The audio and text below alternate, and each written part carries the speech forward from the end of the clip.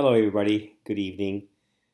Now that everybody's up to speed, at least most of you are up to speed with how the class is set up, let me give you a very brief overview of how to approach the class with respect to the chapter content, in this case, chapter 9.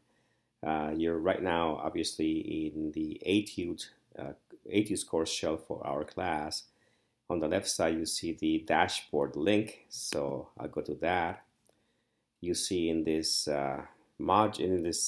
site and under the modules and assignments tab, you see the module links. And for this week, we'll be going to module 9 for chapter 9. And as you know already, we've got lessons tab in here, so you can go here and find out all the different topics that are obviously organized by learning objectives. So this is learning objective 1, which talks about what is the cost of an asset when you purchase it, and then what is depreciation, how to reflect the use of an asset under learning object number 2. Each of these has some videos that I have placed in here that are directly coming from MAL, so you have to be logged into MAL as you watch these videos if you wish. Then you get into learning object number 3, which is disposals. Again, you have some other, here there's no video, but you find some other resources inside of MAL for this section.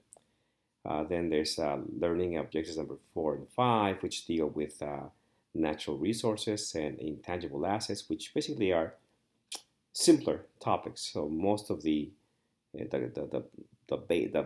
core part of the chapter deals with the first 3 learning objectives. So again, you can actually go to some of these links to get a rehash or a recap of what you probably by now have read already in your actual chapter text for chapter 9. Then you also have here a tab for the homework, and here again you see a table with all the homework items in the back of chapter 9. The ones that have a star by them are the ones that I have assigned. They are the very same ones you will find under the class calendar. So you can actually go there and see. You will see that they're the very same ones. In most cases, I will probably develop an answer key. Either I just copy the key from the publisher and I add some of my own notes to them, or I will create my own templates or my own Excel spreadsheets solving the problem. So for example, I'll go to exercise 20 and I'll click on the link here, and here is the same problem as given in the textbook. I just basically transfer that to this demo here in this module. Then I developed the same sort of given information and reformatted it using Excel. So this is the very same thing as you'll see in your textbook again, but in Excel format. That's the given information, so I have placed it here in this tab, in this answer key. Then under the calc or the measurement feature here in this Excel spreadsheet that I have embedded in this Google site, you will see the answer for the measurement, like calculation needed for this exercise.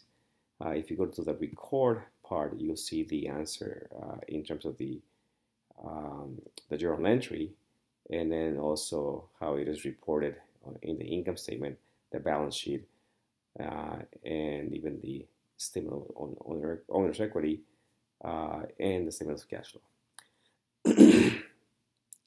Once you're done with reviewing all the homework, then you would go back to Accounting 1B's Etudes site, click on the My Accounting Lab to go to MAL.